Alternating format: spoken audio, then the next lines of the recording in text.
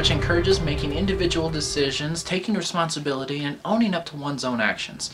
And yet, this same environment contains ever-present messages of giving up control, accepting the inevitable, and knowing that there are forces influencing all of our lives which are unseen. Those are radically different song sheets we're all singing from. In a world of technological advancement and information oversaturation, there exist opinions at every turn. Philosophers, infographics, sketches, tweets, they all show a facet of the world from someone else's perspective.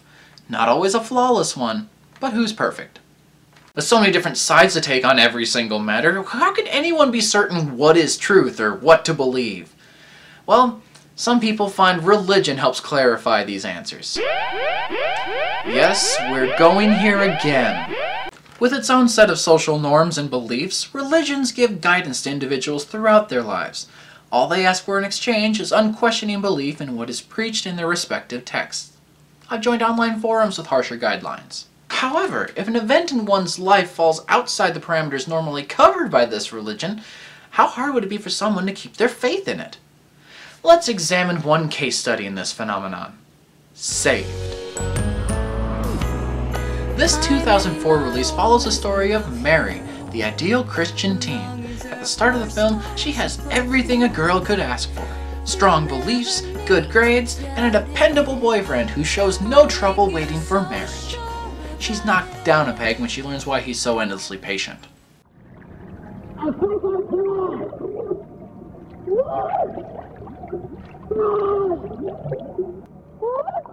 How much could this fact upset her perfect world? Oh God. Without further ado, let's get saved. I'm getting saved? No, that's you're still tied up in the basement? I'm getting saved. You've been down there since last April. The DM got his escape artist in the first throw. I rolled a 2. How have you survived? Every week they drag me over for Funyuns and Mountain Dew. Oh, and role-playing. Keep rolling 2s, though. And they leave you tied up. 69 2s in a row. They won't even give me my stuff back. At this point, why do you care? Because it had a flame burst scimitar in it. That thing was awesome. I don't remember what character it was for. Keep strong, brother. Anyway, saved. Mary finds herself in a quandary, wondering what Jesus would do about her gay boyfriend, when suddenly Jesus tells her. Dean needs you now. You must do all you can to help him. The fact that she had this vision while drowning doesn't detract from its accuracy. Finding out that one's own sexual identity doesn't line up with the accepted norms is difficult in most situations, and in this one it'd be particularly damning in a lot of ways. So I'm glad that someone's there who's going to accept him for who he is, and Mary is just going to be that solid rocky... Anything yet?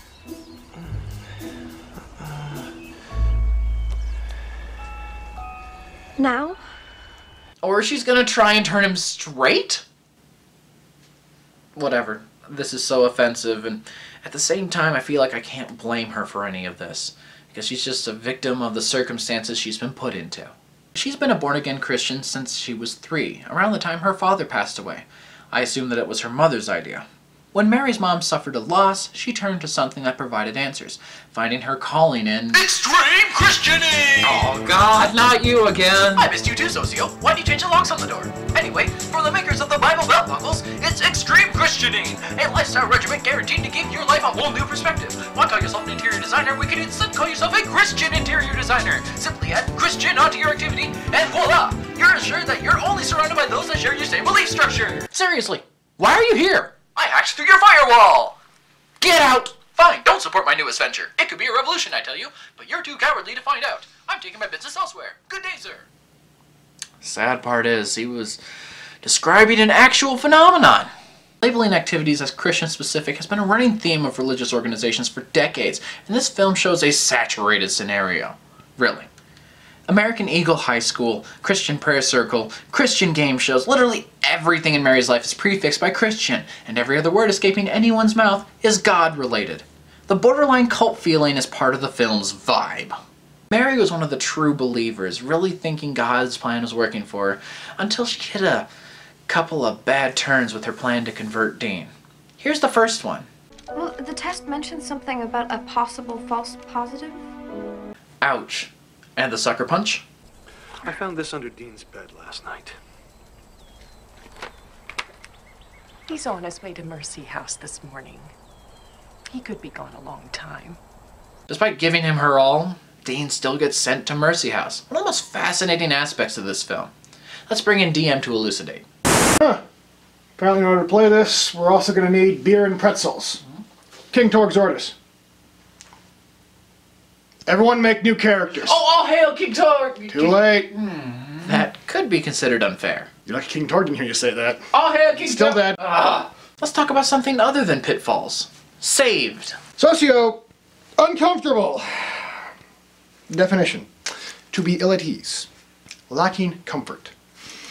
Talking about religion. We've done this before with good results. Please tell me that you're not comparing saved to Jesus Camp.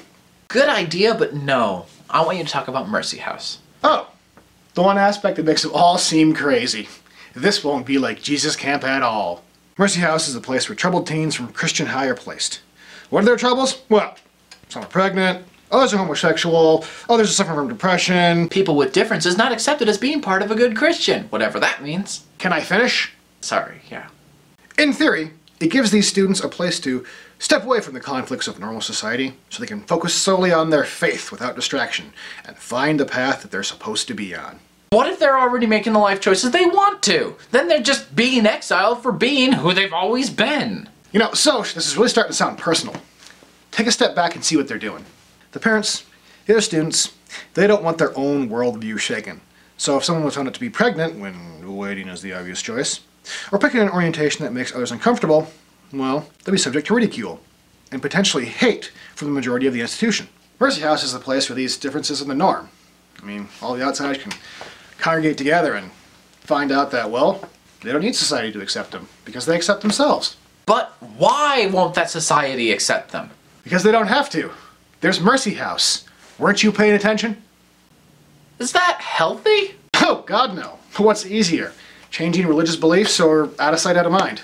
But that whole outsider thing is caused by the rigid structures set in the religion's principles. I mean, if we just solved that, wouldn't the rest take care of itself? Mary wouldn't have even been pregnant if she didn't have that burning belief that the only way to save her gay boyfriend's soul was to convert him to heterosexuality. That was lambasted into her from the time she understood language, and without it, she wouldn't have radically altered the course of her own life. So your solution is to have everyone think openly and accept everybody around them for who they are. Yeah, it would be the simplest course. How?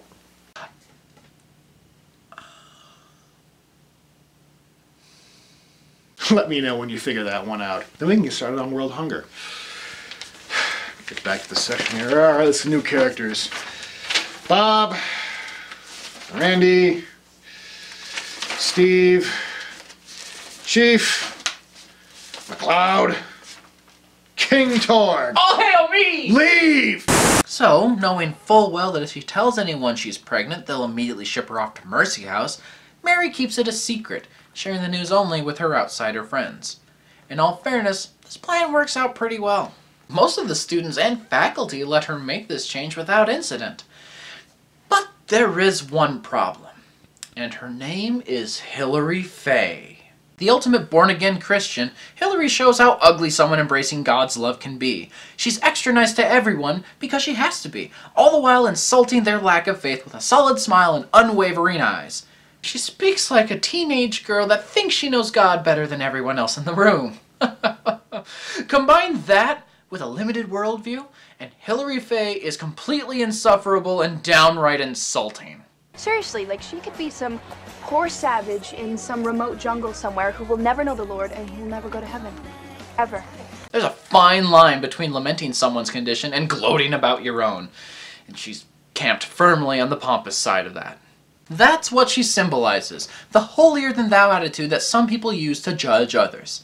She is the only one that has a problem with Mary finding new friends that accept her for who she actually is, and ends up exposing Mary's secret while framing her for vandalism. Like a good little Christian. This film is listed as satire for a reason. I mean, Hilary Faye's actions get her into the running for the most over-the-top villain I've ever talked about. But she is actually based on real viewpoints held by radicals in reality. Of course, there is another reason why this is labeled a satire. The skewering comedy. Turn away from Satan. Jesus, he loves you. You don't know the first thing about love. I am filled with Christ's love. I laughed as often as I felt awkward, which makes this the perfect teen comedy. Best of all, it actually has a lot of good moral lessons. While a little on the surface at times, Saved is a lesson on variation. The movie starts with a homogenized group of Christian teens, supposedly all with the same beliefs and lifestyle, and ends with a much more diverse group, each happy in their own life choices and accepting of one another despite their differences. There's a lot the world could learn from this group. If you've ever felt spiritual crisis or been a teenager, then there's something in this movie for you. Besides that, it's fun, in that makes you think kind of way. Yes, I find thinking extremely fun. I'm the other Socio, and I'm an odd duck.